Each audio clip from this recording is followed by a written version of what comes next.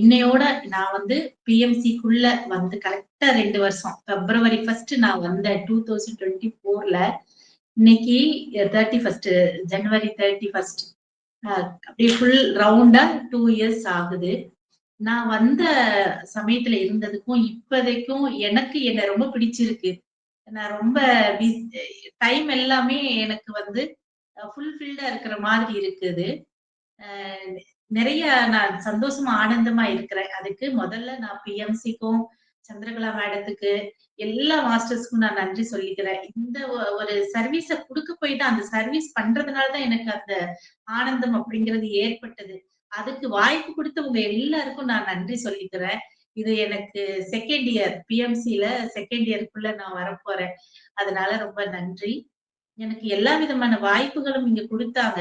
நான் பேசுறதுக்கு. இந்த தளம் வந்து புதுசா பேசி எல்லாரும் பழகிக்கோங்க அப்படின்றதுக்காக இந்த தளத்தை ஏற்படுத்தி குடுத்தாங்க. மெடிடேஷன கரெக்ட்டா பண்ணணும் அப்படின்றதுக்காக ஒரு அதுக்கு இன்ட்ரெஸ்ட்ட ஏற்படுத்தணும் அப்படின்றதுக்காக அகண்ட தியானம், 41 நாள் பயிற்சி அப்படின்னு அதுதான் மெயின்.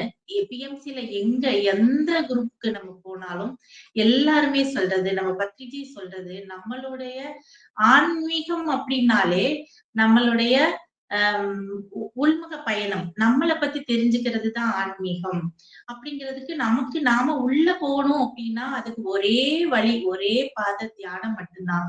எங்க போனாலும் சரி, அதைத்தான் சொல்றாங்க எல்லா மாஸ்டர்ஸும். எனக்கு ரொம்ப இன்ட்ரெஸ்டா இருக்கும். அதுல நம்ம பத்ரிஜி சொல்லியிருக்கிறாரு, என்ன சொல்றாங்க, ஒவ்வொரு இடத்துலயும் என்ன சொல்ல வர்றாங்க, அவங்க சொல்றது சரியா அப்படின்னு நீ பாக்கணும்னு சொல்வாங்க. அதுக்காக நான் எல்லா இடத்துலயும் ரொம்ப இன்ட்ரெஸ்டா கலந்துப்பேன். அதுல இருந்து தெரிஞ்சுப்பேன். அதனுடைய கோர் என்னன்னு பார்த்தோம்னா கடைசியில வந்து தியானம் தான். நம்ம பண்ண வேண்டியது தியானம். அதுக்கப்புறம் நமக்கு அந்த தியானத்தினுடைய அனுபவங்களும் ஞானமும் கிடைச்சத இன்னும் கொஞ்சம் வேகமா போகணும்னா என்ன அப்படின்னு நம்மளுடைய அனுபவங்கள் புரியாத போது புத்தகங்களும் இந்த எல்லா மாஸ்டர்ஸ் நீங்க எல்லாரும் எக்ஸ்பீரியன்ஸ் ஷேர் பண்றதும் தான் எங்களுக்கு நெக்ஸ்ட் லெவலுக்கு போறதுக்கு அது உதவும் அப்படின்னு பத்ரிஜி சொன்னது 100க்கு 100 சத்தியமான உண்மைகள். அவர் வந்து அதுக்கு நான் எல்லாத்துக்குமே நான் நன்றி சொல்லிக்கிறேன். இங்க நான் வந்து என்ன இன்ட்ரோடியூஸ் பண்றதை விட பிஎம்சியை தான் இன்ட்ரோடியூஸ் பண்ணணும். ஏன்னா நான் வந்து 2 வருஷமா பிஎம்சில நான் டெவலப் ஆயிருக்கிறேன். எனக்குள்ள நான் வளர்ந்திருக்கிறேன் அப்படின்னா எனக்கு எல்லா விதமான வாய்ப்புகளும் எனக்கு இங்க கிடைச்சது. அதனால நான் இப்படி இருக்கிறேன். அது எல்லா மாஸ்டர்ஸும் பயன்படுத்திக்கிட்டீங்கன்னா கண்டிப்பா எல்லாருமே என்னை விட பெரியவங்க, எல்லா திறமையும் இருக்கிறவங்க. சோ நிச்சயம் நீங்களும் இதை விட நல்லா வரலாம், வர முடியும். நன்றி. எனக்கு இந்த வாய்ப்பு கொடுத்ததுக்கும் நன்றி. நான் முத வகுப்பு நான் இங்கதான் எடுத்தேன். அதே இடத்துல நான் இன்னைக்கு இந்த கடைசி 2வது வருஷ கடைசி நாள் எனக்கு இந்த வாய்ப்பு கிடைச்சது.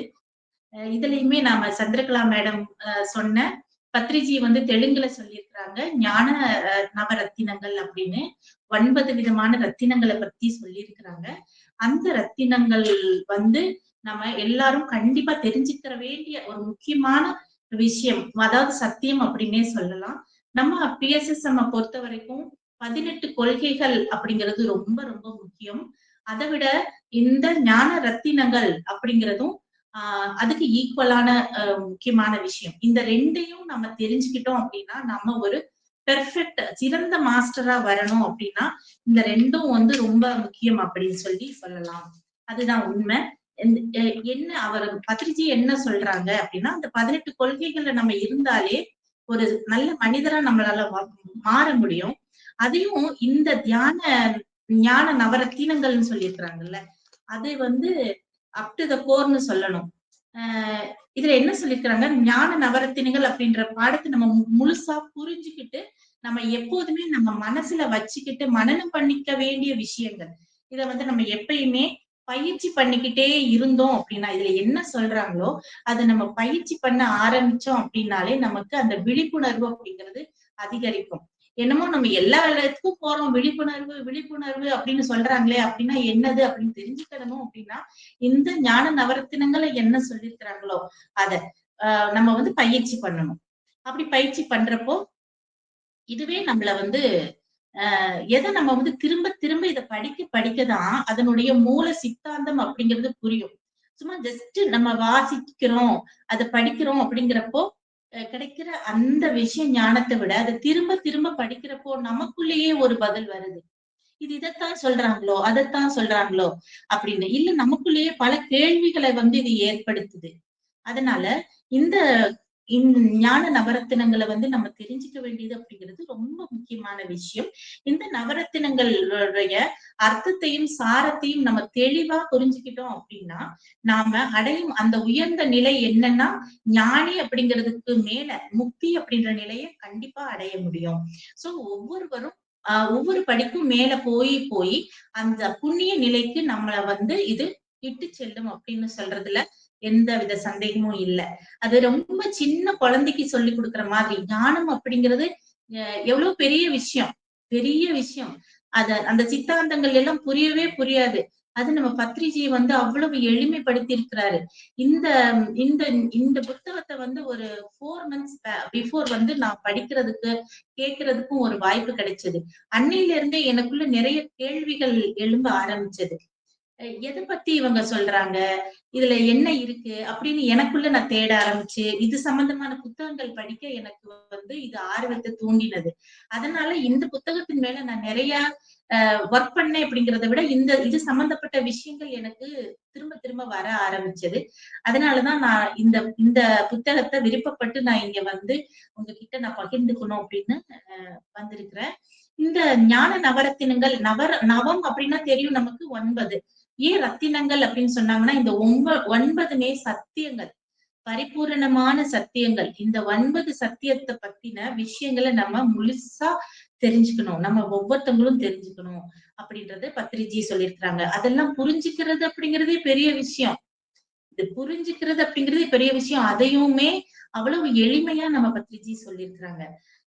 இதுல வந்து 3 பிரிவுகளா பத்ரிஜி பிரிச்சிருக்கிறாங்க. அந்த 9 ரத்தினங்களை 3 பிரிவுகளா பிரிச்சிருக்கிறாங்க. ஏன் அப்படி பிரிச்சிருக்கிறாங்கன்னா, ஃபர்ஸ்ட் ஒரு 3 ரத்தினங்களை பிரிச்சிருக்கிறாங்க. அந்த 3 ரத்தினங்கள் என்ன அப்படின்னு பார்த்தோம்னா, நாம தெரிஞ்சுக்க வேண்டிய அந்த நாலேட்ஜ், அறிவு. நாம தெரிஞ்சுக்க வேண்டிய அறிவு என்ன? இப்ப இந்த ஆன்மீகத்துல நானும் ஆன்மீகத்துக்கு வந்திருக்கிறேன். நானும் என்னமோ தியானம் பண்றேன். நான் என்ன பண்ணிட்டு இருக்கிறேன் அப்படின்றத நான் தெரிஞ்சுக்கணும் அப்படின்னா, எதுக்காக வந்திருக்கேன் அப்படின்னு நம்ம ரொம்ப பேருக்கு தெரியாது. ஆனா உண்மையா நம்ம ரொம்ப பேரு எனக்கு உடம்பு சரியில்லை அப்படின்னு வந்திருப்போம்.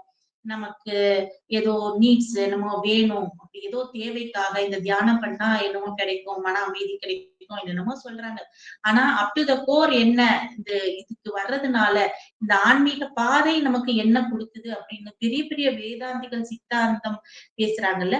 அந்த ஞானத்தை என்னன்னு தெரிஞ்சுக்கிறதுக்கு தான் ஃபர்ஸ்ட் அந்த 3 நவரத்தினங்கள். அதுல என்ன சொல்றாங்க அப்படின்னா, அனைத்துமே நான் தான். நானே எல்லாம் அப்படின்ற விஷயம். இங்க இருக்கிற எல்லாமே நீக்கமற நிறைந்து இருக்கிற எல்லாமே நான் தான் அப்படின்னு சொல்றாங்க. எல்லாமே நான் தான்னா என்னது அப்படின்னா, அதையும் ரொம்ப அழகா விளக்கி சொல்லியிருக்கிறாங்க. அடுத்த நவரத்தினம் வந்து ஜீவன் தான் தேவன். அப்ப எல்லா இடத்துலயும் பரவி இருக்கிறத அந்த பரமாத்மா அப்படின்றது நமக்கு கொஞ்சம் தெரிஞ்சிருக்கும். அது எல்லாம் நான் தான் அப்படின்னா என்னது? அந்த கடவுள் நான் தான். அந்த அந்த அந்த பரம்பொருளே அந்த கடவுளினுடைய துகள் தான் நான். அந்த நான் அப்படிங்கிறப்போ அது எல்லா இடத்துலயும் பரவி இருக்கிறதும் அப்படின்னா நான் தானே அப்படின்றத சொல்ல வைக்கிறாங்க. 2வது ஞானம். 3வது அந்த நவரத்னமா அவங்க சொல்றது வந்து தேகம்தான் தேவாலயம் அப்படின்னு சொல்றாங்க. நான் கடவுள், எங்கேயுமே நான் தான் நிறைஞ்சிருக்கிறேன். இந்த தேகம் தேவாலயம். அந்த கடவுள் இருக்கிற இடம் என்னது? தேவாலயம் தானே. எப்பயுமே கடவுள் இருக்கிற இடத்த நம்ம என்னன்னு சொல்லுவோம்? கோவில்னு சொல்லுவோம். நான் கடவுள். நான் எங்க இருக்கிறேன்? நான் வந்து இந்த உடம்புக்குள்ள இருக்கிறேன். அப்ப அது தேவாலயம் அப்படின்னு இதெல்லாம் சொல்றதுக்கு நல்லா இருக்கு. அத வந்து விளக்கணும் இல்லையா? விளக்கி சொல்லியிருக்கிறாங்க. அது நமக்கு புரியணும். அது கேட்கறது தானே. அது நிறைய நம்ம கேட்கிறோம். அத வந்து நம்ம பத்ரிஜி ரொம்ப அழகா விளக்கமா சொல்லியிருக்கிறாங்க. இந்த 3 ரத்தினங்கள வந்து என்னவா சொல்றாங்க அப்படின்னா, நாம தெரிஞ்சுக்க வேண்டிய நாலேட்ஜ் இதுதான். இத கத்துக்கிறதுக்காக தான் நம்ம வந்து இந்த ஆன்மீக பாதையில வர்றோம் அப்படிங்கிறது தான். அத வந்து ஃபர்ஸ்ட்டே சொல்லிட்டாரு. அது போதும் அப்படின்ற அளவுக்கு நமக்கு இத தெரிஞ்சுக்கிட்டா இன்ட்ரெஸ்ட் நமக்கே வந்துரும். நானே கடவுள் அப்படின்றது தெரிஞ்சுக்கிறதா அப்படின்னு. அதுக்கப்புறம் ஒரு 4 நவரத்தினங்கள்ல சொல்றாங்க. இதெல்லாம் நம்ம தெரிஞ்சுக்கிட்டோம். அப்ப அப்ப நான் கடவுள் அப்படிங்கிறத நான் எப்படி உணர்றது?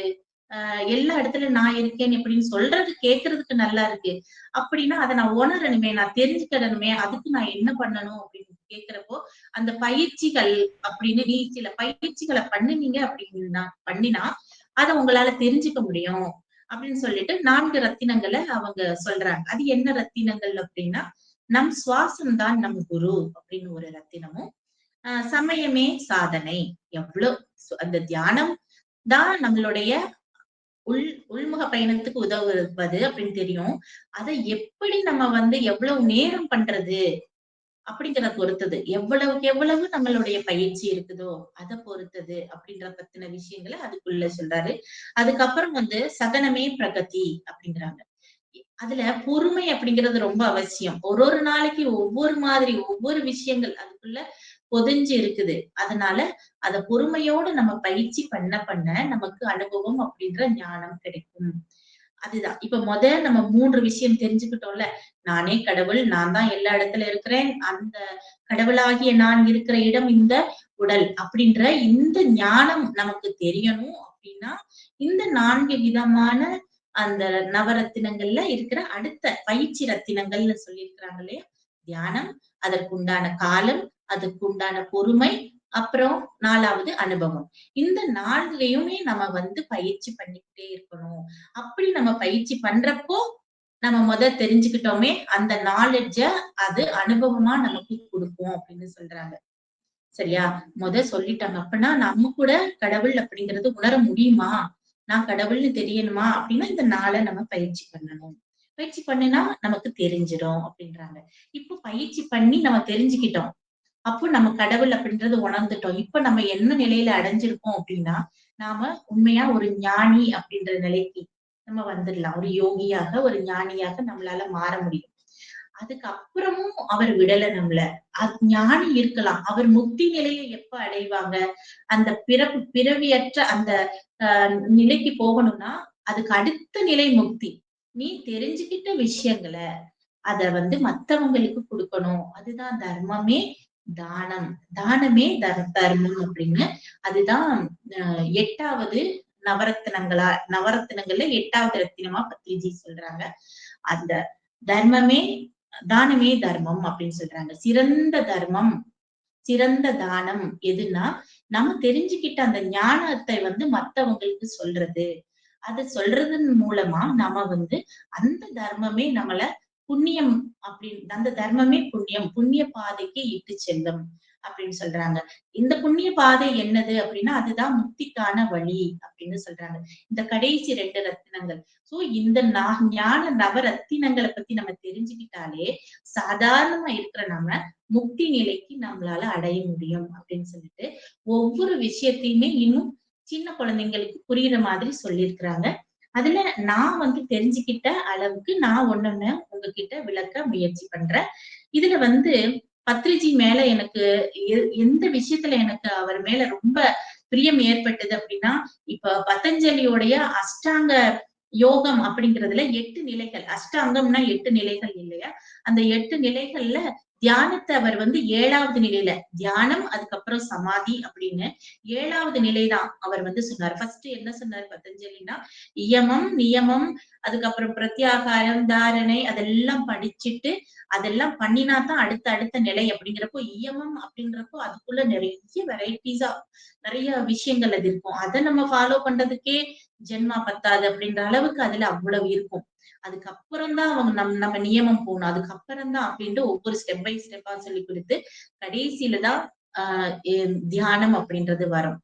ஆனா அதே மாதிரி நம்ம புத்தர் சொன்ன அஷ்டாங்க மார்க்கத்திலயுமே கூட சரியான கோரிக்கை, சரியான வாக்கு, சரியான செயல் அதெல்லாம் சொல்லிட்டு கடைசியில தான் சரியான தியானம் அப்படின்னு நம்ம புத்தரும் சொல்லியிருப்பாரு. ஏன்னா அந்த சரியான மனிதர்களால, சரியான வாழ்க்கை முறையில இருக்கிறவங்களால, சரியான பழக்கவழக்கங்கள், சரியான சாப்பாடு, சரியான பேச்சு அப்படி இருக்கிறவங்களால தான் இந்த தியானம் வசப்படும் அப்படின்றதுனால, இந்த 2 மகான்களும் 8வது நிலையிலயும், 7வது நிலையிலயும் சொன்ன அந்த தியானத்த நம்ம பத்ரிஜி வந்து ஃபர்ஸ்ட்டே சொல்லிட்டாரு. நீ வந்து ஃபர்ஸ்ட் தியானம் உட்காரு, கண்ண மூடு, உன் மூச்ச கவனி. அவ்வளவுதான் சொல்லி முடிச்சுட்டாங்க. அவங்களுக்கு அதுக்கப்புறம் அதனுடைய டேஸ்ட்ட அவங்க தெரிஞ்சுக்கிட்டாங்க அப்படின்னா, அவங்க தன்னால வந்துருவாங்க அப்படின்னு அவருக்கு ஒரு தாட் ஃபார்ம் பாருங்களேன்.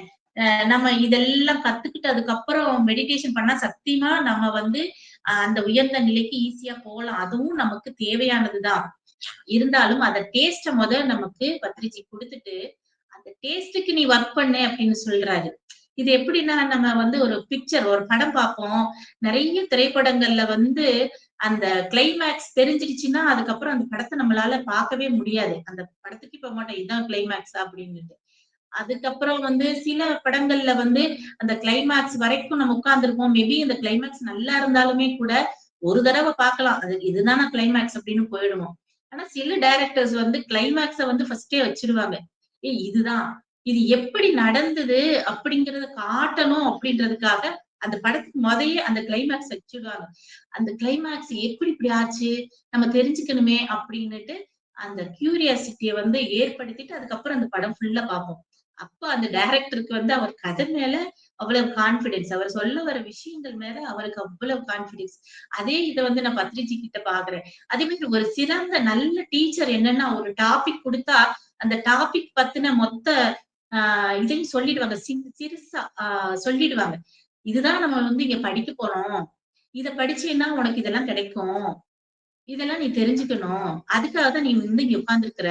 அப்படின்னு சொல்லிட்டு, அதனுடைய கோர் மொத்தமா சேர்த்து ஒரு 10 வரியில இன்ட்ரோடக்ஷன்லயே சொல்லிடுவாங்க. அந்த இன்ட்ரோடக்ஷனே போதும். அதுக்கப்புறம் அதுல இன்ட்ரெஸ்ட் இருக்கிறப்போ அதுல அவங்க ஃபாலோ பண்ண ஆரம்பிப்பாங்க. அதுதான் பெஸ்ட் டீச்சர்ன்னு நான் சொல்வேன். அதுல நம்ம பத்ரிஜி உண்மையிலேயே பெஸ்ட் டீச்சர். எப்பயுமே என்ன சொல்வோம்? என்ன மாதிரி பயிற்சி எல்லாம் பண்ணினா இந்த ஞானம் வரும் அப்படின்னு தான் நான் எல்லா இடத்துலயும் பார்த்திருக்கிறேன். இந்த விஷயத்துல பத்ரிஜிய வந்து நான் ரொம்ப அட்மையர் பண்றேன். ஏன்னா, அவரு ஃபர்ஸ்ட்டே அந்த ஞானத்த சொல்றாரு. நானே எல்லாம் சொல்லிட்டா இவங்களுக்கு எப்படி புரியும்? சின்ன குழந்தைங்களாச்சே அப்படின்னு அவங்க நம்ம மேல அன்பு காட்டினாங்க மத்த மாஸ்டர்ஸ். இவங்க மாஸ்டர் நம்ம எல்லாருமே மாஸ்டர் நமக்கு எல்லாமே தெரியும். அதனால நம்ம அத அத அந்த டேஸ்ட்ட குடுத்துருவோம் அப்படின்னு சொல்லிட்டு சொல்றாரு. அதையும் எளிய முறையில நமக்கு புரியிற மாதிரி சொல்லியிருக்கிறாரு. ஃபர்ஸ்ட் நவரத்தினத்துல ஃபர்ஸ்ட் ரத்தினம் என்ன சொல்லியிருக்கிறாரு அப்படின்னா, நானே எல்லாம் அப்படிங்கிறத சொல்றாரு. இங்க நானே எல்லாம் அப்படிங்கிறப்போ, அந்த நானே எல்லாம் அப்படின்ற உண்மை எங்க விளங்குதோ, அங்கதான் நீ வந்து ஞானத்துல ஞானத்தின் தொடக்கமே அதுதான் சொல்றாங்க. நான் தான் எல்லாம் அப்படின்ற அந்த எண்ணம், அந்த உண்மை எப்போ உனக்கு விளங்குதோ, அப்பதான் உனக்கு ஞானத்தின் தொடக்கம்னு சொல்றாரு. அதுதான் ஞானத்தின் முடிவுன்னு சொல்லல பத்ரிஜி. இதுதான் ஃபர்ஸ்ட் லைன். இந்த புக்கோட ஃபர்ஸ்ட் லைனே அதுதான். அப்பன்னா நான் எங்க இருக்கேன்? ஞானத்தின் பாதையில ஒரு ஓரத்திலேயாவது நிக்கிறேனா? நான் எல்லாம் சொல்லிட்டா கேட்க நல்லா இருக்கு. அது எப்ப எனக்கு தெரிய வருதோ, எப்ப நான் உணர்றேனோ, அப்பதான் ஞான பாதையினுடைய தொடக்கமே அதுதான் சொல்றாரே. அப்ப இதுல என்ன சொல்ல வர்றாரு? நான் எந்த நிலையில இருக்கிறேன் அப்படின்னு யோசிக்க ஃபர்ஸ்ட் லைன்லேயே இன்ட்ரெஸ்டா இருந்தது. சோ அதுல மேலும் என்ன சொல்றாருன்னா, நானே எல்லாம் அப்படின்னா என்ன அர்த்தம்னா, இந்த ஜீவன் அப்படிங்கிறது நமக்குள்ள இருக்குது அப்படின்னு நம்ம எல்லாருக்கும் தெரியும். அந்த ஜீவன் நம்மளுடைய உடம்பு முழுதும் பரவி இருக்குது. இந்த ஜீவன் தான் நம்ம எல்லாரும் நான் அப்படின்னு சொல்றோம். இந்த உடலுக்குள் இருக்கின்ற அந்த நான் அப்படிங்கிற ஒரு தனித்தன்மையத்தான் நம்ம என்னன்னு சொல்றோம்? ஜீவன் அப்படின்னு நம்ம வந்து சொல்றோம். ஒரு மரம் இருக்கு. இருக்குது அப்படின்னா, அந்த மரம் ஆ அப்படின்னு நமக்கு தெரியும். அதுவும் கூட ஒரு ஜீவன். எதெல்லாம் வளருதோ, எதுக்குள்ளலாம் உயிர் சக்தி இருக்குதோ, அது எல்லாமே ஜீவன் அப்படிங்கிறத நம்ம ஒத்துக்கிட்டோம்.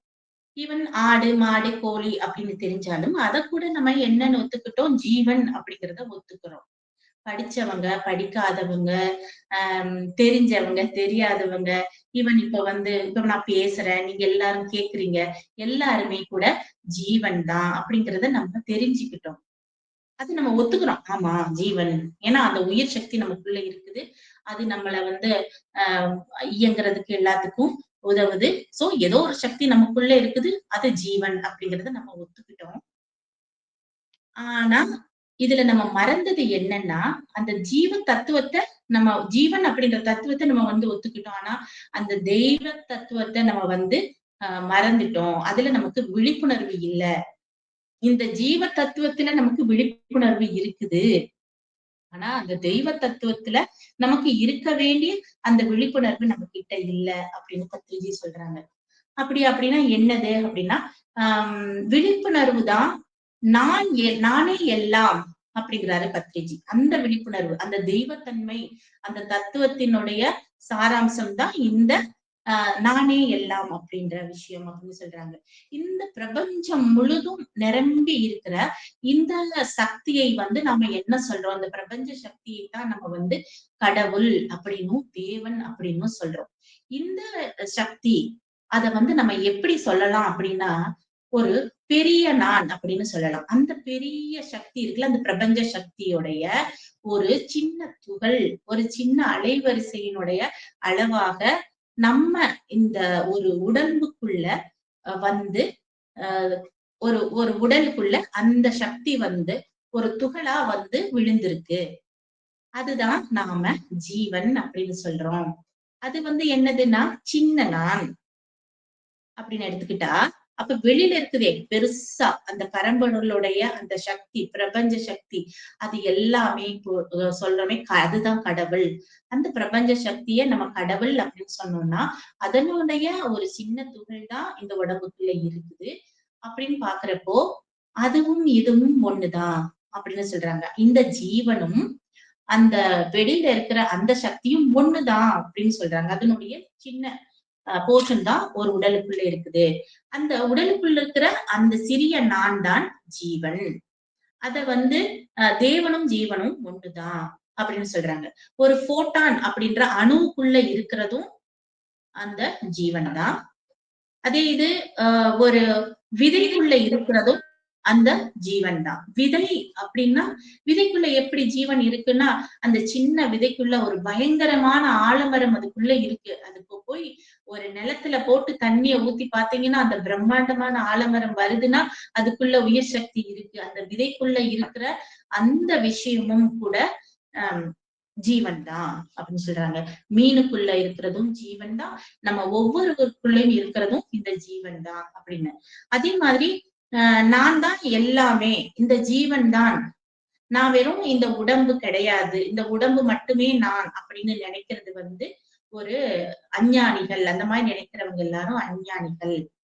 இந்த கண், காது, மூக்கு இதெல்லாம் இருக்குல்ல இந்த உடம்பு. இது போயிடுச்சு அப்படின்னா ஒண்ணுமே இல்லாம போயிடுவோம் நம்ம அப்படின்னு நினைக்கிறதும் அஞ்ஞானம். சரி, இவ்வளவு ஒரு பிரபஞ்ச சக்தி நம்மளுடைய துகள் நமக்குள்ள இருக்குது. அது வெளியில போறப்போ அது வேற மாதிரி ஒரு பரிணாமம் எடுக்கும். அப்படின்ற ஞானம் தான் உண்மையான ஞானம். இது போயிடுச்சுன்னா எல்லாமே போயிடும் அப்படின்னு நினைக்கிறது அஞ்ஞானம் அப்படின்னு பத்ரிஜி சொல்றாரு. சோ அதோட ஜீவன் தான் தேவன் அப்படின்னு சொல்றாரு நம்ம பத்ரிஜி. பெரிய நான் தான் இந்த உடம்புக்குள்ள வந்த அந்த சின்ன நான். சோ அப்படிங்கிற விழிப்புணர்வு இருக்கிறவங்க எல்லாருமே தான் ஞானிகள் அப்படின்னு சொல்றாங்க. யாரு? ஆஹ் பெரிய நான் அப்படிங்கிறது இந்த பிரபஞ்ச சக்தி. அதனுடைய துகள் தான் நான் அப்படிங்கிறத யாரு உணர்றாங்களோ, அந்த பெரிய நானும், சின்ன நானும் ஒண்ணுதானே அப்படின்னு உணர்ந்தவங்க ஞானிகள். ஆனா இந்த ஜீவன் வேறு, தேவன் வேறு அப்படின்னு சொல்றவங்க எல்லாருமே அஞ்ஞானிகள். கடவுள் வேற, நம்ம வேற அப்படின்னு நினைக்கிறவங்க வந்து அஞ்ஞானிகள். அதுலயுமே கொஞ்சம் பேர் இருக்கிறாங்களாம். ஜீவனும், தேவனும் ஒண்ணுங்கிறது கரெக்ட் தான். அந்த ஜீவனும், தேவனும் ஒண்ணுதான். ஆனா ஜீவன் அப்படிங்கிறது நம்ம உடம்புக்குள்ள இருக்கு. அந்த தேவன் அப்படிங்கிற அந்த பரமாத்மா, அந்த கடவுள் வந்து வேற லோகத்துல இருக்கிறாரு அப்படின்னு சொல்லிட்டு சில ஆஸ்திகர்கள் அப்படி இந்த பக்தி மார்க்கத்துல இருக்கிறவங்க எல்லாம் அந்த மாதிரி சொல்லிட்டு இருக்கிறாங்க. அதுவும் கூட தப்புதான் அப்படின்னு சொல்றாங்க. சோ ஜீவனே தேவன் அப்படிங்கிறத உணர்ந்தவங்க தான் ஆன்மீக விஞ்ஞானிகள் அப்படின்னு சொல்றாங்க. சரியா? இது வந்து பத்திரிகையோடைய விளக்கம். இந்த முழு சத்தியம் இதுல சொல்லப்பட்ட முழு சத்தியம் என்னன்னா, நானே எல்லாம். இது நானே எல்லாம். அனைத்தும் நானே அப்படின்னா என்ன அர்த்தம்? பெரிய நான், சின்ன நான். எல்லாமே எல்லாத்துலயுமே இருக்கிறது என்னது? நான். சோ எல்லாமே நான். அந்த நான் அப்படின்ற அந்த விஷயத்த நான் தான் எல்லாம் அப்படின்ற முழு சத்தியத்த புரிஞ்சுகிட்டவங்க தான் ஞானிகள். அவங்க தான் ஆன்மீக விஞ்ஞானிகள். நாம அத புரிஞ்சுக்க முயற்சி பண்ணிட்டு இருக்கிறோம். சரியா? அத நல்லா புரிஞ்சுகிட்டவங்கள நம்ம ஞானிகள் அப்படின்னு சொல்றோம். சோ நான் தான் எல்லா இடத்துலயும் இருக்கிறேன் அப்படின்னா, நான் வந்து இங்க உள்ள சின்ன அளவு நானா இருக்கிறேன். வெளியில இருக்கிறது பெரிய நான். சோ எல்லா இடத்துலயும் இருக்கிறது நான் அப்படின்னு சொல்றாங்க. அதுக்கு அடுத்து இப்போ 2வது நவரத்தினங்கள் வந்து ஜீவனே தேவன் அப்படின்னு சொல்றாங்க. இப்போ அதத்தான் விளக்குனாங்க. அதனுடைய இன்னும் கொஞ்சம் விரிவா சொல்றாங்க. நமக்குள்ள நிலைத்திருக்கிற இந்த நான் அப்படிங்கிறது அனைத்தும் அதுதான் எல்லா இடத்துலயும் இருக்கு. அந்த நமக்குள் இருக்கின்ற அந்த நான் அப்படிங்கிறது தான் எங்கேயுமே எல்லா இடத்துல நிறைஞ்சிருக்கிறதும் அந்த சக்தி தான். நான் அப்படிங்கிறதும் அ ஒரு கடவுள் தான். சோ தேவனும் நானும் ஒண்ணுதான். இந்த 2ம் ஒன்றே அப்படின்றத உணர்ந்தவங்க யாரு அப்படின்னா, அத உணர்ந்தவங்க வந்து வாழ்க்கையில ஒவ்வொரு செயல்லயும் ஆனந்தமா இருப்பாங்க அப்படின்னு சொல்றாங்க. இத சரி கடவுள் நானும் ஒண்ணுதான் அப்படின்னு இதுவரைக்கும் நமக்கு வந்து புரிஞ்சுக்கிட்டோம். இத வந்து உணரணும். ஏன் உணரணும்? அத உணர்ந்தவங்களால ஆனந்தமா வாழ முடியும் அப்படின்னு சொல்றாங்க. அதுக்காக நம்ம அத உணரணும். ஏன் உணரணும்? அது உணராம நம்ம வாழ்ந்துகிட்டு தானே இருக்கோம். இத ஏன் உணர்ந்து என்ன பண்ண போறோம் அப்படின்னா, அத உணர்ந்தவங்க வந்து ஆனந்தமா வாழ முடியும் அப்படின்னு பத்ரிஜி சொல்றாரு. அந்த ஒற்றுமையை வந்து புரியாதவங்க, அதாவது கடவுள் இல்லைன்னு சொல்றவங்களும் எங்கேயோ தூரத்துல இருக்காரு அப்படின்னு என் கூட இல்ல நான் வேற கடவுள் வேற அப்படின்னு நினைக்கிறவங்களும் என்ன நினைப்பாங்க அப்படின்னா வாழ்க்கையில நிகழ்ற ஒவ்வொரு சூழல்லையும் அவங்க புலம்பிக்கிட்டும் கஷ்டங்களை எடுத்துட்டு போய் ஒரு கோரிக்கைகளா அந்த கடவுள்கிட்ட போய் சொல்லிக்கிட்டு ஏன்னா அவங்களுக்கு வந்து இன்னும் அந்த அக்செப்டன்ஸ் இல்ல நான் தான் கடவுள் அப்படின்ற அக்செப்டன்ஸ் இல்லாததுனாலையும் கடவுளே இல்ல அப்படின்ற கான்செப்ட்லயும் அவங்க இருக்கிறதுனால எல்லாத்துக்காகவும் போய் கடவுள்கிட்ட போய் அந்த கோரிக்கைய வச்சுக்கிட்டு யாரையோ நம்பி வாழ்றது. அந்த சூழல்ல இருக்கிற எல்லா கஷ்டத்தையும் பார்த்துக்கிட்டு, இவங்க வந்து அந்த கஷ்டத்த அனுபவிச்சுக்கிட்டும், புலம்பிக்கிட்டுமே துன்பப்பட்டே தன்னுடைய வாழ்க்கைய வீணாக்குறாங்க அப்படின்னு பத்ரிஜி சொல்றாங்க. சோ இப்ப இதுல வந்து நான் தான் அந்த ஜீவனே தேவன். ஜீவன்னா யாரு? நானு. தேவன்னா யாரு? கடவுள். ஜீவனே தேவன்னா நான் கடவுள். அந்த நான் கடவுள் அப்படின்ற விஷயத்த தெரிஞ்சுக்கிட்டோம் அப்படின்னா, நம்மளால ஆனந்தமா வாழ முடியும். அத நம்ம வந்து உணர்ந்து தெரிஞ்சுக்கணும் அப்படின்னு பத்ரிஜி சொல்றாரு. இந்த 2வது ஞான ரத்தினத்துல அவங்க சொன்னது. இப்போ இப்போ இந்த 2 விஷயத்துக்கும் ஒரு உதாரணமா சொல்லலாம் அப்படின்னா, நமக்கு வந்து பஞ்சபூதங்கள்ல ஆ நிலம், நீர், நெருப்பு இந்த 3 நம்மளால கண்ணால பார்க்க முடியும். மத்த விஷயங்கள வந்து காற்றையோ, ஆகாயத்தையோ நம்மளால கண்ணால பார்க்க முடியாது. சோ உதாரணம் சொல்லணும் அப்டின்னா, இதத்தான் நம்ம உதாரணப்படுத்த முடியும். ஏன்னா நம்ம வந்து "அண்டத்தில் உள்ளதுதான் பிண்டத்தில்" அப்படின்னு சொல்லியிருக்கிறாங்க. இந்த உடம்புக்குள்ள தான் இந்த பஞ்சபூதங்களினுடைய தொகுப்பு தான் இந்த உடம்பு. அதே மாதிரி வெளியில இருக்கிற எல்லாத்துலயுமே அந்த பஞ்சபூதம் சக்தி தான் இருக்கு அப்படிங்கிறப்போ, இந்த 3 ஒரு நிலத்த வந்து இதுக்கு உதாரணப்படுத்தி சொல்லலாம். எப்படின்னா ஒரு ஏக்கர் நிலம் இருக்கு. ஒரு பெருசா ஒரு 1 ஏக்கரோ, 10 ஏக்கரோ நிலம் இருக்குது. அப்படின்னா அந்த நிலத்த நம்ம காட்டுறோம். காட்டிட்டு அந்த நிலம் வந்து எப்படி இது யாரோட நிலம்? அப்படின்னு கேட்டோம்னா, இந்த 10 ஏக்கர் என்னுடையது. அந்த 10 ஏக்கர் நிலம் என்னோடது அப்படின்னு சொல்லுவோம். ஏன்னா அது ஓப்பன் ஸ்பேஸ்ல அப்படின்னு வெறும் நிலமா இருக்கு. அங்க வந்து ஒரு 10 சென்டுல ஒருத்தங்க வந்து வீடு கட்டிட்டாங்கன்னு வச்சுக்குவோம். அந்த 10 ஏக்கர்ல 10 சென்டுல அவரே வீடு கட்டிட்டாரு. இது எவ்வளவு இந்த இடத்தினுடைய அளவு என்னன்னு இப்ப கேட்கிறாங்கன்னு வச்சுக்குவோம். என்ன சொல்லுவாங்க? இந்த இடம் எவ்வளவு அந்த அந்த இதுல வந்து சென்டர்ல வீடு கட்டிட்டாங்க. அந்த 10 ஏக்கர் நிலத்துல 10 சென்டுல ஒரு வீடு கட்டிட்டாங்க. இந்த இந்த நிலம் ஆ எத்தனை ஏக்கரு அப்படின்னு கேட்டா, இப்ப என்ன சொல்வோம்? அதே 10 ஏக்கர்ன்னு தான் சொல்வோமே ஒழிய, 9 ஏக்கர் 90 சென்டுன்னு நம்ம சொல்ல மாட்டோம். இந்த இந்த இடத்தோட உங்க இடம் எவ்வளவுன்னு கேட்டா 10 ஏக்கர்ன்னு தான் சொல்லுவோம். அதுல அந்த வீடு அப்படிங்கிறது கட்டப்பட்டிருக்கு. அப்போ அந்த வீடு இருந்த இடத்துல இதுக்கு முன்னாடி ஒரு காலி இடம் இருந்தது. அந்த வேக்கன்ட் ஸ்பேஸ் இப்ப எங்க இருக்கு அப்படின்னா, அதுவும் அந்த வீட்டுக்குள்ள தான் இருக்கு. இதுவும் அந்த 10 ஏக்கருக்குள்ள தான் இருக்கு. இந்த இடம் எவ்வளவு இடம்னு கேட்டா நம்ம 10 ஏக்கர்ன்னு தானே சொல்றோம். இப்போ அதனுடைய ஆற்றல ஒரு 4 சுவத்த கட்டி, அதுக்கு பேரு வீடுன்னு சொல்றாங்க. அதே மாதிரி தான் இந்த பிரபஞ்ச ஆற்றல ஒரு உடம்புன்னு ஒண்ணு வச்சு, அதுக்குள்ள வச்சதுனால, அது வந்து நம்ம ஜீவன் அப்படின்னு சொல்றோம். அத வீடுன்னு சொல்றோம். இத வந்து ஜீவன் அப்படின்னு. அந்த அந்த சக்தி வந்து அந்த இடத்துல இருக்கு. எல்லாமே ஒண்ணுதான். அதுக்குள்ள தான் எல்லாமே இருக்கு அப்படிங்கிறத. இதே இது வந்து ஒரு தண்ணிக்கு நீர் தத்துவம். இது வந்து நிலத்துக்கு நம்ம ஒப்பிட்டு சொல்றோம். அதே மாரி நீர் தத்துவம் நம்ம எடுத்துக்கிட்டோம் அப்படின்னா, ஒரு ஒரு கடலுக்கு போறோம். கடல்ல போய் பார்க்குறோம். பரந்து விரிஞ்ச பெரிய கடல். அந்த கடல்ல இருந்து ஒரு ஒரு கிளாஸ்ல ஒரு டம்ளர் தண்ணிய வந்து மோந்து கேட்கிறோம் பக்கத்துல இருக்கிறவங்க கிட்ட. இது என்னன்னு கேட்டோம் அப்படின்னா, எ இது வந்து கடல் தண்ணீன்னு தான் சொல்லுவாங்க. சரியா? அதே இது அங்க இருக்கிற கடல காட்டி இது என்னன்னு கேட்டாலும், அதுவும் கடல் தண்ணி தான். இதுவும் கடல் தண்ணி தான் அப்படின்னு சொல்வாங்க. இது அ இது இது வந்து வேற, அது வேறன்னு சொல்ல மாட்டோம் இல்லையா? அதுவும் கடல் தண்ணி, இதுவும் கடல் தண்ணி அப்படின்னு சொல்வோம். இஃப் சப்போஸ் இந்த கடல் தண்ணிய நம்ம வீட்டுக்கு எடுத்துட்டு வந்துட்டோம்னு வச்சுக்கோங்க. ஒரு ஒரு வாட்டர் கேன்ல அந்த கடல் தண்ணிய வீட்டுக்கு எடுத்துட்டு வந்துட்டோம். எடுத்துட்டு வந்துட்டு, அந்த வாட்டர் கேன்ல இருந்து ஒரு கிளாஸ்ல மாத்திட்டு, இது என்னன்னு நம்ம வீட்ல வச்சு கேட்டோம்னு வச்சுக்கோங்க. என்ன சொல்வாங்க? அவங்களுக்கு அது தெரியாது. அது வெறும் தண்ணி அப்படின்னு தான் சொல்வாங்க. ஆனா கடலுக்கு பக்கத்துல நம்ம மோந்து காட்டுறப்போ 2யுமே ஆமா அதுவும் இவங்க கடல் தண்ணிய தானே எடுத்தாங்கன்னு இது கடல் தண்ணீன்னு சொல்வாங்க. அவங்களுக்கு தெரியுது. அதனால சொல்லிட்டாங்க. நம்மள மாதிரி ஆளுங்களுக்கு தெரியல. எப்படின்னா வீட்டுக்கு கொண்டு வந்து அதே டம்ளர காட்டுனா தெரியாது. மேபி அத கொஞ்சம் வாங்கி, கொஞ்சம் டேஸ்ட் பண்ணி பார்த்தா, அடுத்து நம்ம சொல்லிடுவோம். அதே நிலையில தான் நம்மளும் இருக்கிறோம். அத கொஞ்சம் உணர்ந்து, அதுக்கு உண்டான பயிற்சி எல்லாம் பண்ணினோம்னா, நம்மளாலயும் சொல்ல முடியும். ஏன்னா நம்ம கொஞ்சம் தள்ளி இருக்கிறோம். வீட்ல இருக்கிறோம். கடல்ல இருந்திருந்தோம்னா நமக்கு தெரிஞ்சிருக்கும். நம்ம அதுக்கு பக்கத்துல இல்ல. கொஞ்சம் தூரத்துல இருக்கிறதுனால, அத உணர்ந்து தான், அத நம்ம பயிற்சி பண்ணி தான் அத நம்ம தெரிஞ்சுக்கணும்.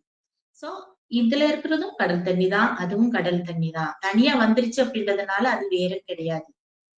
சரியா? இதே இதுக்கு வந்து நெருப்பு. நெருப்பையும் நம்மளால பார்க்க முடியும். இதுக்கு வந்து உதாரணமா சொல்லணும்னா, நம்மளுடைய பாரதியாருடைய ஒரு அழகான பாடல வந்து இதுக்கு சொல்லலாம். பாரதியார் பாடல்னா என்ன சொல்லலாம்னா, "அக்கினி குஞ்சொன்று கண்டேன். அதை ஆங்கோர் காட்டிலே பொந்திடை வைத்தேன். வெந்து தணிந்தது காடு. தழல் வீரத்தில் கொஞ்சென்றும் மூப்பென்றும் உண்டோ" அப்படின்னு தத்தரிகிட தத்தரிகிட தித்தோம் அப்படின்னு சொல்லிட்டு பாரதியாரோட அழகான பாடல். அந்த அந்த பயங்கரமா அதனுடைய அர்த்தம் என்னன்னா, ஒரு அம் அக்கினி குஞ்சு அப்படின்னா, சின்ன கங்கு எடுத்துட்டு போயி, ஒரு காட்டுல இருக்கிற பொந்துல போய் வச்சேன். அந்த அந்த சின்ன அந்த அக்கினி அந்த கங்குல வந்து அந்த நெருப்பு பட்டு, அந்த காடேன்னு அப்படியேன்னு மொத்தமா பத்தி எரியுதாம். அப்படி சொல்றப்போ, அந்த தழலினுடைய வீரத்தில் அக்கினி குஞ்சொன்று கண்டேன். அதை ஆங்கோர் பொந்திலே வைத்தேன். வெந்து தணிந்தது காடு. தழல் வீரத்தில் அப்படிங்கிறப்போ, அந்த தீயினுடைய வீரியத்த பொறுத்து, அது குஞ்சென்றும், மூப்பென்றும் கிடையாது அப்படிங்கிறாரு. ஒரு சின்ன ஒரு ஒரு சின்ன துளிதான் அப்படின்றப்போ, வீரியத்த பொறுத்தவரைக்கும் 2மே ஒண்ணுதான் அப்படின்னு சொல்லி அவர் புரிய வச்சிருக்கிறாரு. நெருப்பு அப்படிங்கிறது, ஒரு துளி நெருப்பானாலும் சரி, அந்த ஒரு துளி நெருப்பு அப்படி ஒரு அம் பிரம்மாண்டமான நெருப்ப அந்த காடே பத்தி எரியறதுக்கு அது காரணமா இருந்திருக்கு. சோ அந்த நெருப்பும், இந்த நெருப்பும் ஒண்ணுதான் அப்படின்னு சொல்லி சொல்றாங்க. சோ இந்த மாதிரி விஷயங்கள் எல்லாமே நம்ம வந்து உதாரணப்படுத்தலாம். ஏன்னா இந்த பூமி, தண்ணீரு, நெருப்பு இதெல்லாம் நம்மளால பார்க்க முடியறது. காற்றுன்னு எடுத்துக்கிட்டாலும், காற்று நமக்குள்ள வருது. இந்த பிரபஞ்ச சக்தியில இருந்த காற்று உள்ள வர்றப்போ, அது நம்மளுடைய சுவாசம் ஆகுது. அது வெளியில போறப்போ, அது பிரம்மாண்டத்தோட இணையுது. திரும்பவும் அது நமக்குள்ள வருது. அது போகுது. அது உணரத்தான் முடியும் நம்மளால. சோ நம்மளும், அதுவும் ஒண்ணுதான். அதுல தான் நம்ம வாழ்றோம் அப்படிங்கிறப்போ, இதெல்லாம் புரியறதுக்காக இது எனக்குள்ள நான் கேட்டுக்கிட்ட விஷயங்களுக்கு எனக்கு கிடைச்ச விஷயங்கள் இதெல்லாம். இது என்னைய நெறைய யோசிக்க வச்சது. இதுல எப்படியாவது புரிஞ்சுக்கணுமே அப்படின்றதுக்காக நான் யோசிச்சதுல எனக்கு கிடைச்ச விஷயங்கள் இது. இது வந்து நானு இன்னொரு மாஸ்டர்ட்டயும் நான் இத கேட்டேன். நான் யார் அப்படின்ற கேள்விகளை வந்து நம்ம கேட்கிறோம். இப்ப வந்து நமக்கு புரிஞ்சிருச்சு. அம் சோ வெளியில இருக்கிறதும் நானும் கடவுள் அப்படின்றது ஓரளவு வந்து இப்போ நம்ம சரின்ற ஒரு கான்செப்ட்டுக்குள்ள ஏதோ சொல்றாங்க. என்னென்னமோ எக்ஸாம்பிள்ஸ் எல்லாம் சொல்லிட்டாங்க. அப்படிங்கிறப்போ இந்த கான்செப்ட்ல நமக்கு கொஞ்சம் புரிஞ்ச மாதிரி இருக்குது. தெரிஞ்சுக்கிட்டோம்னு சொல்ல முடியாது. கொஞ்சம் புரிஞ்சுகிட்டோம். சோ, இப்ப நான் கடவுள் அப்படின்னு சொல்றாங்க. சரி நான் அக்செப்ட் பண்ணிக்கிறேன். அப்ப நான் கடவுள் தான் போல. ஏன்னா, அ இத்தன உதாரணங்கள் கரெக்ட்டா தானே இருக்கு அவங்க சொல்றதெல்லாம் அப்படின்னு சரி நம்பிட்டேன். அப்ப நம்பிட்டேன்னா நான் கடவுள். அப்ப நான் இருக்கிற இடம் என்னது? கடவுள் இருக்கும் இடம் என்ன சொல்லணும்? தேவாலயம் நம்ம சொல்வோம். அதே மாதிரி நாம அப்படின்ற நான், அந்த ஜீவன் இருக்கும் இடம் வந்து நம்ம உடம்பு. சோ அந்த உடலும் கூட ஒரு தேவாலயத்திற்கு சமமானது அப்படின்னு சொல்றாங்க. அதுதான் வந்து இந்த ஜீவன் அப்படிங்கிறது வந்து ஒரு சனாதனமானது அப்படின்னு கூட சொல்றாங்க. அந்த சனாதனம் அப்படின்ற வார்த்தைக்கு என்னன்னா, ஆதியும் அந்தமும் இல்லாதது. அருட்பெருஞ்சோதியில சொல்லுவோமே, ஆதியும் அந்தமும் இல்லாதது அப்படின்னு சொல்லுவோம். ஆதியும் அந்தமும்னா முடிவும் ஆரம்பமும் இல்லாத விஷயங்கள் எல்லாத்தையுமே சனாதனம் அப்படின்னு சொல்லுவோம். இப்போ பேசுறப்ப சனாதன தர்மங்கள பத்தி எல்லாம் பேசுறாங்க. இந்த சனாதன தர்மத்த தோற்றுவித்தவங்க யாரு அப்படின்னா, அந்த சனாதன தர்மம் அப்படிங்கிறப்பயே அதுக்கு யாரு சொன்னாங்கன்னு தெரியாது. அது எவ்வளவு நாள் இருக்க போதுன்னு தெரியாது. ஆனா அது ஒரு தர்மம். அது எல்லாரும் நம்ம ஃபாலோ பண்ணிட்டு இருக்கிறோம். அப்படின்னு ஆதியும் அந்தமும் இல்லாத விஷயம் தான் இந்த ஜீவன். இந்த ஜீவன் அப்படிங்கிறது கடவுள் அப்படிங்கிறப்போ, இவர் வந்து சிருஷ்டிச்சதுதான் இந்த உலகம் அப்படிங்கிறப்போ, இந்த பிரபஞ்சத்திற்கு முன்னாடியே இந்த ஜீவன் அப்படிங்கிற விஷயம் இருக்கு. இந்த சக்தி, இந்த பிரபஞ்ச சக்தி, கடவுள் அப்படின்ற சக்தி இருக்குது அப்படின்னு சொல்றாங்க. இதையே ஆதிசங்கரரும் கூட ஜீவன் தான் தேவன் அப்படிங்கிறத சொல்லியிருக்கிறாரு. நம்ம புத்தரும் கூட அத வந்து புரிஞ்சுக்கிட்டேன் அப்படின்னு சொல்றாங்க. அதே மாதிரி ஜீசஸும் அத வந்து தெரிஞ்சுக்கிட்டேன் அப்படின்ட்டு நிறைய நம்ம யாரெல்லாம் ஃபாலோ பண்றோமோ, அந்த மாதிரி பெரிய மாஸ்டர்ஸ் எல்லாம் கூட இந்த இத வந்து ஆமா அப்படின்னு சொல்லியிருக்கிறாங்க. பெரிய பெரிய மாஸ்டர் அவங்க உணர போய் அந்த மாதிரி சொல்லியிருக்கிறாங்க. அந்த இதெல்லாம் தெரிஞ்சுக்கிட்டவங்கள் எல்லாருமே இந்த விஷயங்கள அ அதெல்லாம் அவங்க தெரிஞ்சுக்கிட்டாங்க. ஆனா அஞ்ஞானிகளுக்கு வந்து இந்த விஷயங்கள் வந்து புரியறது கிடையாது. அதனாலதான் அவங்க வந்து துக்கத்துல வாழ்றாங்க அப்படின்னு சொல்றாங்க. இது புரியாதது தப்பு கிடையாது. புரிஞ்சுக்க நம்ம முயற்சி பண்ணணும். புரியாம இருக்கிறதுனால அவங்க துக்கத்துல வாழ்றாங்க. துக்கத்த வந்து தாங்களே தன்னுடைய எண்ணங்களால ஈர்த்து கொள்றாங்க அப்படின்னு சொல்றாங்க. கடவுள், நான் கடவுள் அப்படின்ற நிலையில இருந்துகிட்டு, இந்த மாதிரி துக்கமான விஷயங்கள வந்து அவங்க ஈர்த்துக்கிறாங்க. எத நம்ம நினைக்கிறோமோ அதுதான் நம்ம வந்து ஈர்த்து ஈர்ப்போம் அப்படின்னு சொல்லுவாங்க இல்லையா? அந்த மாதிரி அவங்க அதுல இருக்கிறாங்க அப்படின்னு சொல்றாங்க. உண்மையான விஞ்ஞானம் விஞ்ஞானம் அப்படிங்கிறதும், ஆன்ம ஞானமும் நமக்கு ஏதோ கொஞ்சம் இருக்கு. ஆன்ம ஞானம்னா நான் ஆன்மா அப்படின்ற ஞானம். எந்த இடத்துல விஞ்ஞானம் வந்து முடியுதோ, எந்த இடத்துல விஞ்ஞானத்துக்கு விடை கிடைக்கலையோ, அப்பதான் மெய்ஞானம் வந்து ஆரம்பிக்குது அப்படின்னு சொல்லுவாங்க இல்லையா? இதுல விஞ்ஞானம், உண்மையான விஞ்ஞானம் அப்படிங்கிறது, ஆன்ம ஞானம், நான் ஆன்மா அப்படின்ற ஒரு சின்ன ஞானமும் நமக்கு ஓரளவு தெரியும். ஏன்னா விஞ்ஞானத்த வந்து ஓரளவு நம்ம பார்த்திருக்கிறோம். ஆன்மா, நம்ம ஆன்மான்னு எங்க போனாலும் கேட்கிறோம். ஆமா, நம்ம ஆன்மா தான் அப்படின்றது சில விஷயங்கள்ல நம்ம உணர்ந்துகிட்டோம். எத்தனையோ புஸ்தகங்கள படிச்சதுனால அது உணர்ந்துகிட்டோம். ஆனா ஆன்ம சுஞ்ஞானம் அப்படின்னு சொல்றாங்க. இதுல வந்து 4 விதமான ஞானத்த சொல்றாங்க பத்ரிஜி. விஞ்ஞானம், ஆன்ம ஞானம், ஆன்ம சுஞ்ஞானம், ஆன்ம விஞ்ஞானம் அப்படின்னு 4 விதத்துல அந்த ஞானத்த வந்து பிரிச்சு சொல்றாரு. அதுல விஞ்ஞானம் அப்படிங்கிறதும், ஆன்ம ஞானம் அப்படிங்கிறது, நான் ஆன்மா அப்படிங்கிறது தெரிஞ்சுக்கிறது ஆன்ம ஞானம். விஞ்ஞானம் அப்படிங்கிறது சயின்ஸ் நமக்கு தெரியும். இந்த 2ம் ஓரளவு நம்ம வந்து ஏத்துக்கிறோம். அதுக்கப்புறம் அந்த ஆன்மான்னு தெரிஞ்சுக்கிட்டாலும், ஆன்ம சுஞ்ஞானம் அப்படிங்கிறது என்னன்னா, நான் ஆன்மா அப்படிங்கிறத உணர்வது. ஆன்மா அப்படின்றது இப்ப நம்ம தெரிஞ்சுக்கிட்டோம். அத உணரணும் இல்லையா? அது உணர்றப்போ அதுதான் ஆன்ம சுஞ்ஞானம் அப்படின்னு சொல்றாங்க. அதுக்கப்புறம் அத வந்து அ தன்னுடைய வாழ்க்கையா மாத்துறப்பதான் அது வந்து ஆன்ம விஞ்ஞானம் அப்படின்னு சொல்றாங்க. நமக்கு வந்து ஆனந்த நிலையில அம் இந்த 4 ஆனந்த நிலையை வந்து கொடுக்குது இந்த ஞானம் அப்படின்னு சொல்றாங்க. அம் ஏற்கனவே விஞ்ஞானம், ஆன்ம ஞானம் அப்படிங்கிறது நமக்குள்ள இருக்கு. ஆன்ம சுஞ்ஞானம் அப்படின்னா தெளிவான அனுபவம் நிறைந்த ஞானம் தான் ஆன்ம சுஞ்ஞானம். தெளிவான ஞானம் எவ்வளவுக்கு எவ்வளவு நமக்கு அதிகமா இருக்குதோ, அவ்வளவுக்கு அவ்வளவு நமக்கு என்ன கிடைக்கும்னா, மன அமைதியும், சந்தோஷமும் பெருகும். அந்த ஆனந்த நிலையில அவங்க எப்பயுமே அந்த ஆனந்த நிலையில இருப்பாங்க. யாரு?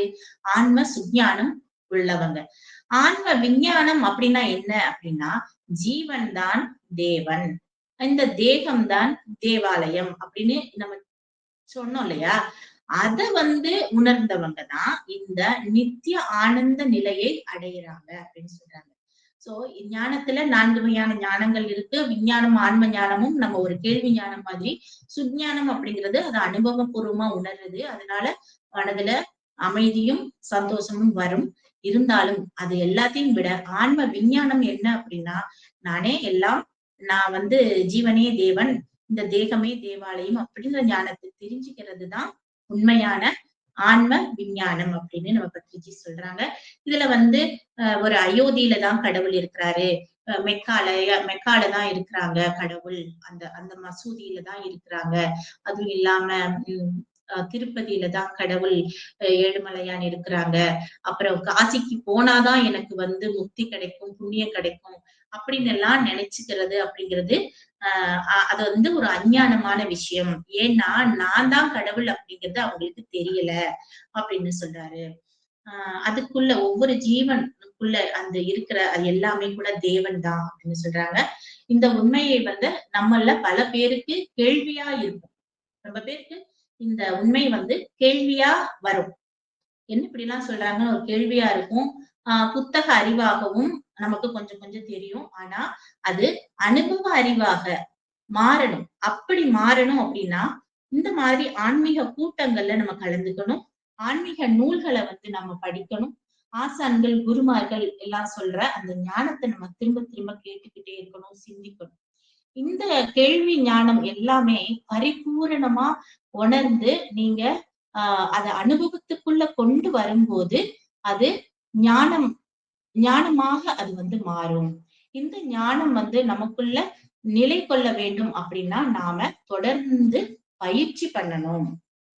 எதுக்காக நம்ம இதெல்லாம் தெரிஞ்சுக்கிறோம் அப்படின்றத நம்ம இப்ப தெரிஞ்சுக்கிட்டோம். இதெல்லாம் நம்ம எப்படி தெரிஞ்சுக்கிறது அப்படிங்கிறதுக்கு உண்டான பாதைய சொல்றாங்க. நானே எல்லாம், ஜீவன் தான் தேவன், தேகம் தான் தேவாலயம் அப்படின்ற இந்த 3 ஆன்மீக சத்தியங்களையும் நாம நல்லா தெரிஞ்சுக்கிட்டு, அத வந்து பயிற்சி அப்படின்ற ஒரு 4 ரத்தினங்கள சொல்லியிருக்கிறார் இல்லையா? அடுத்து வரப்போற அந்த 4 ரத்தினங்கள் வந்து பயிற்சி ரத்தினங்கள். அந்த பயிற்சிய பண்ணுனோம் அப்படின்னா, நம்மளால ஈஸியா இத வந்து உணர முடியும். இது உணரணும். அதுக்குள்ள நம்ம வந்து அந்த சுஞானத்தையும், அந்த ஆன்மீக விஞ்ஞானத்தையும் நம்ம அறியணும் அப்படின்னா, ஒவ்வொருத்தவங்களுக்கும் அத வந்து அனுபவமா மாறி அது வரணும் அப்படின்னா, இந்த பயிற்சிகள் தேவை. அந்த பயிற்சி நவரத்தினங்கள்ல இருக்கிற பயிற்சி ரத்தினங்கள் 4 இருக்கு இல்லையா? அது நமக்கு வேணும் அப்படின்னு சொல்லி சொல்றாங்க. ஆ சோ இங்க வந்து நான் வந்து இதெல்லாம் படிச்சதுக்கு அப்புறம், அப்ப அந்த நான் யார்? அப்படின்றலாம் கேள்வி கேட்கிறாங்களே, அது நமக்குள்ள கேட்டுக்கணுமோ? கேட்டுட்டு தியானத்துல கேட்டா அது கிடைக்குமா? நான் யார்? அப்படின்னு அது இது சம்பந்தமாவே எனக்கு நெறைய எனக்குள்ள கேள்வியாக நெறைய பேருக்கு வரும்னாங்கல்ல, பத்திஜி சொல்லியிருக்கிறார்ல. அதனால இந்த விஷயத்துல எனக்கு நெறைய கேள்விகள் வந்துகிட்டே இருந்தது. அதுக்கு இஷ்டத்துக்கு ஒரு பதில் வரும். வந்தாலுமே, என்னுடைய அறிவு வந்து ஏத்துக்கிறாது. எனக்கு அது ஞானம் ஆகல. எனக்கு அது புரியல. எனக்கு புரியணுமே அப்படின்றதுக்காக. நானே எப்படி கேட்கிறது? தியானத்துல இருந்தா வருமா? நான் யார் அப்படிங்கிறது பெரிய விஷயம் தானே! அப்படின்னெல்லாம் இருக்கிறப்போ, ஃபர்ஸ்ட்டு இந்த மாதிரி விஷயங்களா என்ன தேடி வந்தது. அதுதான் உண்மை. ஒரு விஷயத்த நம்ம தேட ஆரம்பிக்கிறோம் அப்படிங்கிறப்போ, அந்த விஷயங்களா வரும். ஒரு சந்திரசேகர் மாஸ்டர் அப்படின்ற ஒரு யோகா மாஸ்டர்ட்ட போயி, அவருக்கு என்னைய தெரியாது. ஒரு ஜெனரல் மீட்ல தான். அதுல இந்த கொஸ்டின தான் நான் அவர்கிட்ட கேட்டேன். நான் யார் அப்படின்ற கேள்விய வந்து கேட்கிறப்போ, நான் என்ன கேட்டேன்னா, ஒரு தேடப்படும் பொருளே தேடு பொருளாவும் எப்படி இருக்கும்? நான் தான் என்னையே எப்படி தேடுறது? இப்போ ஒரு ஆப்பிள் இருக்கு. அந்த ஆப்பிளே எப்படி ஆப்பிள தேடும்? ஏன் இந்த மாதிரி கொஸ்டின் வருது? அதுக்கு எனக்கு பதில் வேணும் அப்படின்னு கேட்டேன். அதுக்கு சந்திரசேகர் சொன்னாரு, இதுல பெரிய நான், சின்ன நான் அப்படின்னு ஒண்ணு இருக்கு இல்லையா? அப்பன்னா இந்த நான் யார் அப்படின்ற கேள்விக்கு பதில் மட்டும் சொல்லுங்க சார் அப்படின்றதுக்கு, நான் யார் அப்படின்ற கேள்விக்கு பெரிய நான் தான் பதில் அப்படின்னு சொன்னாங்க. அது எனக்கு குடுத்த விடைக்கு அப்புறம் நான் இந்த புக்க படிச்சேன். அப்ப எனக்கு ஒரு விடை தெரிஞ்சது. ஓ! அதத்தான் பத்ரிஜி வந்து இந்த பெரிய நான் தான் நீ. அப்ப நான் யார் அப்படின்ற கேள்விக்கு நம்ம உட்கார்ந்து கேட்டாலுமே கூட, கடைசி விடயம் இது என்னைக்கு வருதோ, அப்போ நான் வந்து அத தெரிஞ்சுக்கிட்டேன் அப்படின்னு அர்த்தமா? அப்படின்னு அப்ப நான் அ ஒ கேட்டேன். அது எனக்கு பெரிய விஷயங்கள வந்து புரிய வைக்கிற மாரி இருந்தது. அதுக்கப்புறமும் கேட்டேன். நான் வந்து என்ன கேட்டேன்னா, "அ சரி சார், அப்போனா நான் வந்து அந்த நிலையில இருக்கிறேன் அப்படின்றத அ உணர முடியும். இத வந்து சொல்ல முடியாது. உணரத்தான் முடியும்" அப்படின்னாங்க. அ அதுக்கப்புறமும் வந்து உணர முடியும்னா, அவர் என்ன சொல்ல வர்றாருன்னு நான் யோசிச்சப்ப எனக்கு தோணுனத நான் சொல்றேன். இப்போ வந்து ஒரு புதுசா ஒரு கார் வாங்குறோம். வாங்கின உடனே அதுக்கு வந்து நம்ம ரொம்ப அழகுபடுத்துவோம். அத வந்து பொத்தி பொத்தி பாதுகாப்போம். நல்ல நீட்டா பண்ணிப்போம். அத டெய்லி டெய்லி வெளியில போறப்போ ஒவ்வொரு இடத்துக்கு போனாலும் அந்த கார்லயே போவோம். அது நம்ம ரொம்ப பெருமையாவும் வச்சுக்கிருவோம். ஈவன் நம்மள விட அத வந்து ரொம்ப கேர் பண்ணி பார்த்துப்போம். அதுக்கு ரொம்ப இம்பார்ட்டன்ஸ் குடுப்போம். ஒரு ஸ்டேஜ்க்கு அப்புறம் அ நம்ம என்ன பண்ணுவோம்னா, நம்ம எந்த லட்சணத்துல பார்க்கிறோம்ல, ஜஸ்ட் லைக் தட். அத வந்து எப்பயும் போல நம்மள மாதிரியே தான். ஒரு ஒரு 1 மாசம், ஒரு 5 மாசம் கழிச்சு எப்பயும் போல நம்ம சாதாரணமா ஆயிடுவோம். அதுக்காக அந்த காருக்கு நம்ம வந்து இம்பார்ட்டன்ஸ் குடுக்காம இல்ல. அந்த கார் இல்லாம நம்ம எங்கேயுமே வெளியில போமாட்டோம். அந்த கார் கூடயே தான் போவோம். அந்த கார் இல்லாம நம்ம இருக்க மாட்டோம். ஆனா, அந்த அளவுக்கு நமக்கு மீறி ஒரு இம்பார்ட்டன்ஸ் குடுத்தாலும் அது குடுக்க மாட்டோம். எப்போ அப்டின்னா, அது அதுவும் நானும் இப்ப ஒண்ணாயிட்டோம். அதுக்காக அந்த கார் எல்லாம் எனக்கு பிடிக்காம போயிடுச்சுன்னு கிடையாது. அந்த ஆசை தீர்ந்துடுச்சுன்னு கிடையாது. ஆனா நானும் அதுவும் ஒண்ணாயிட்டோம். அதுதான் உணர்வு. அந்த உணர்வு எப்ப வருதோ, அந்த பெரிய நானுக்கும் எனக்கும் எப்ப அது வருதோ, அப்பதான் அது வரும் போல. அதுதான் உணர்வு போல. அப்படின்னு சொல்லிட்டு நான் புரிஞ்சுகிட்டேன். சரி சார். அப்படின்னா அந்த உணர்வு வந்து எனக்கு வந்துருச்சுன்னு நான் எப்படி தெரிஞ்சுக்கணும்? அது சொல்லுங்க அப்படின்னு. உணர்வு எப்படி சொல்றது அப்படின்னாங்க. எனக்கு வார்த்தையில சொல்லுங்க சார் அப்படின்னு கேட்டதுக்கு, அவங்க என்ன சொன்னாங்க அப்படின்னா, எதுக்க இருக்கிற ஒவ்வொரு விஷயத்திலயுமே பார்க்கிறது கடவுள் தான். அப்படின்றத ஒவ்வொருத்தங்களையும் உனக்கு பார்க்கிறப்ப கடவுளா என்னைக்கு தெரியுதோ, அப்ப நீ கடவுள் அப்படின்றத நீ தெரிஞ்சுக்கலாம் அப்படின்ற மாதிரி அ ஒரு வார்த்தைய மட்டும் சொன்னாரு. இத பத்தி தான் பத்ரிஜி வந்து இவ்வளவு எளிமையா சொல்லியிருக்கிறாரு. அதுக்கப்புறம் இந்த புக் படிக்கிறப்போ, எவ்வளவு ஈஸியா இதெல்லாம் நமக்கு சொல்லியிருக்கிறாங்க. அப்படிங்கிறது புரிஞ்சது. எல்லாருக்கும் தெரியணும். இதெல்லாம் எவ்வளவு பெரிய விஷயம் தெரியுமா? இதெல்லாம் நம்ம தெரிஞ்சுக்கிறது தான் ஆன்மீகம். இது வந்து ஆன்மீகத்தினுடைய கடைசி நிலை. இந்த ஞானம் அப்படிங்கிறது. ஈஸியா நம்ம ஞானம், முக்தின்னு கேட்டுர்றோம். அதனுடைய ஞானத்தினுடைய மொத்தத்தையுமே எடுத்துட்டு வந்து இந்த 3 ரத்தினத்துல முடிச்சுட்டாங்க. இத தெரிஞ்சுக்கிறதுக்காக தான் நம்ம ஆன்மீகத்துக்குள்ள வர்றோம். அவ்வளவுதான். நான் கடவுள்னு தெரிஞ்ச பிறகு நம்ம என்ன பண்ணணும்? நாம தானே கடவுளினுடைய இயல்பு என்னது? அதுக்கு பெருசா இருக்கு. இந்த ஆன்மாவின் இயல்புல படிச்சா தெரியும். அந்த கடவுளினுடைய இயல்பு நமக்கு தெரிஞ்சு என்னது? அவர் நினைச்சது எல்லாம் படைச்சிருவாரு. அப்படின்னு சொல்லுவாங்க இல்லையா? அதே மாதிரி நாமளும் ஒரு பெரிய கிரியேட்டர். நம்ம எண்ணத்தால என்ன நினைக்கிறோமோ கரெக்ட்டா? அது வந்து வருது இல்லையா? சோ அந்த குவாலிட்டீஸ் எல்லாம் அதுக்கப்புறம் வச்சு வச்சு பார்க்கிறப்போ, கரெக்ட்டா இருக்கு அப்படின்னு நமக்கு வந்து விளங்குது. சோ இப்ப வந்து நான் வந்து இத வந்து அனுபவிச்சு அனுபவிச்சு படிச்சேன். அனுபவிச்சு நான் தெரிஞ்சுக்கிட்ட விஷயத்த எல்லாத்தையுமே நான் வந்து உங்ககிட்ட சொல்லணும்னு விரும்பினேன். அதனால இந்த ஞான நவரத்தினங்கள்ல ஃபர்ஸ்ட் 3 ஞான நவரத்தினத்துல இருக்கிற நம்ம தெரிஞ்சுக்கிற வேண்டிய அந்த ஞானத்த மட்டும் நான் இன்னைக்கு சொல்லியிருக்கிறேன். நானு அடுத்து வர்ற வகுப்புல அடுத்த வாரத்துல நம்ம மீதி இருக்கிற இந்த ஞானத்த நம்ம எந்த பயிற்சி பண்றதுனால நம்மளால இத வந்து எப்படி அட்டைன் பண்ண முடியும் அப்படின்னு நம்ம பத்ரிஜி சொல்லியிருக்காங்க. அத வந்து அடுத்த வகுப்புல நம்ம பார்க்கலாம். நன்றி மாஸ்டர்ஸ். ரொம்ப நன்றி. இது வந்து என்னோட புரிதல். நீங்க இது சம்பந்தமா ஏதாவது அ டவுட் இருந்தாலும் நீங்க கேளுங்க. மேடம் இருக்கிறாங்க. எனக்கு இந்த ஞானத்த குடுத்தது சந்திரகலா மேடம் தான். அவங்களுக்கு முன்னாடியே இந்த சாப்டர் எடுக்கிறதுல எனக்கு கொஞ்சம் பயமும் கூட. அது அது வந்து மரியாதை கலந்த பயம் தான். இருந்தாலும் எனக்கு தெரிஞ்சது நான் எடுத்திருக்கிறேன். ரொம்ப நன்றி. இந்த வாய்ப்பு குடுத்ததுக்கு நன்றி. இந்த ஞானம் எல்லாம் நான் பத்ரிஜிட்ட இருந்தும் சந்திரகலா மேடம்ட்ட இருந்தும் நான் எடுத்துக்கிட்டது தான். இத நான் உங்க முன்னாடி பிரசன்ட் பண்றதுல ரொம்ப சந்தோஷப்படுறேன். Thank you ma'am.